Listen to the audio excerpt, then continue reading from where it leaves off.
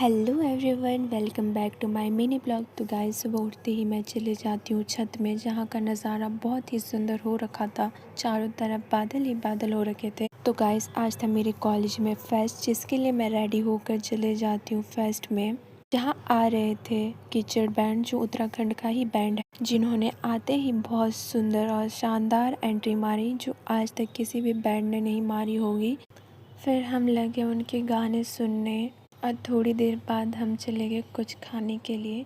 जैसे ही हम कुछ खाने के लिए गए, वैसे ही बारिश हो गई थी और सबको लग रहा था कि पूरा ख़त्म हो गया और अब सबको घर जाना पड़ेगा, क्योंकि इवेंट को स्टार्ट हुआ आधा एक घंटा ही हुआ था। फिर थोड़ी देर में बारिश बंद हो गई और इवेंट दोबारा से स्टार्ट हो गया। फिर हमने डांस किया, थोड़ी देर वहाँ इवेंट का मज़ा उठाया। फिर हमने फ़ोटोज़ खींचे और वापस रूम आ गए। Thank you for watching. आज के लिए इतना ही।